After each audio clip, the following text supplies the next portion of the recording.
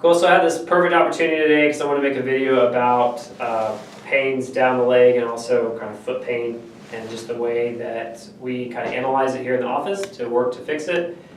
As this might be something you tried before, but it might not be something you tried before. So Amber actually came in today wearing heels. Usually heels aren't that good of an idea, but she came in wearing heels, and after a couple hours in the office, she started saying, hey, I'm getting this pain in my foot, and in fact, it's actually coming down from the hip down to the foot. And so we're going to go through the different muscle tests of the foot and ankle and kind of work that over to get this to alleviate. So that way you can actually see that process. So here we go. Heel back towards you. So what I'm looking for is muscles. I want to see if the muscle properly activates or not. Pull back towards you. Pull back. And the moment we find one that's not, kind of just make a mental note here. So we have a medial gastroc. Pull back. Yeah, a little bit of that soleus there. Pull back. Both soleus. Okay. Pull straight back. Cool. Hamstring, pull back. Okay. Pull back. Lateral hamstring too. Pull back. Just gonna do. Get in to where these muscles actually insertion origin of these muscles, to do a release to get those muscles to actually activate again.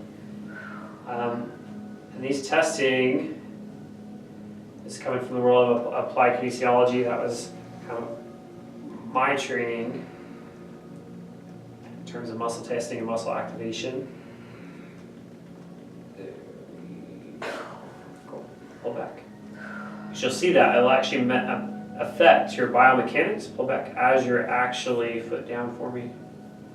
Pull back again. There we go. Almost there.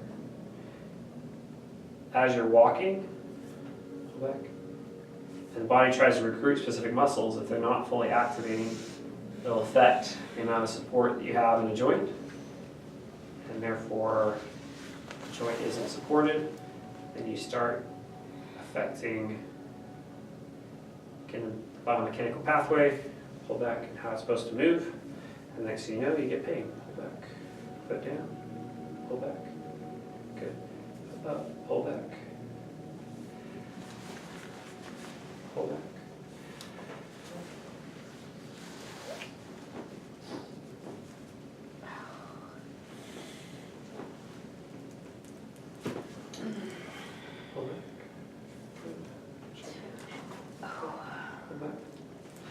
A lot of these, that relax, totally go.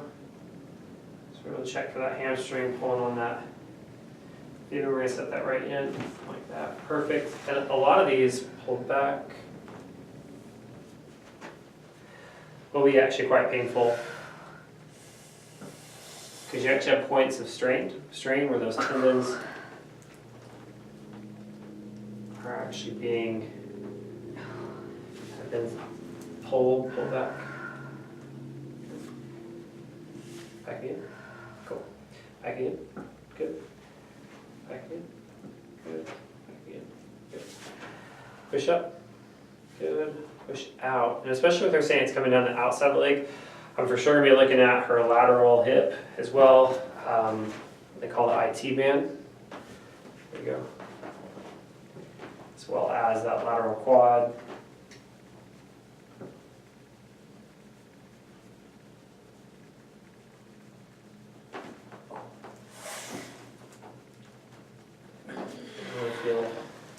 Push up.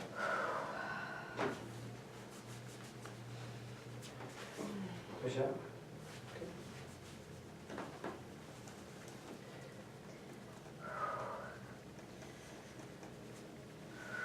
This works great for things like just what she described. On your feet a lot, feet start hurting. Effects of wearing heels. It does that too. Wrong kind of shoes. Push out. Works great for sciatica. With sciatica, you're looking more at the posterior aspect with that piriformis and those things, making sure those are released and activated. It also works great For any kind of knee pains, the same process. I've had a lot of people come in, push out. Due to like sports injuries, push up. And you're able to go through, there's a lot more muscles there around the knee, go through, activate all those, and you'll see like a strain, sprain type of injury really resolve just like that after going through that process of activation, push out, and adjusting or releasing where it needs to be released. So we're actually going to release that foot, heel, calcaneus right there. There it goes. Cool. And then recheck, pull back, hamstring, pull back, pull back in, back. Good. Cool. Dr. Quinn, can you touch on the recovery time doing this versus not recovering with treatment? Oh, yeah, absolutely.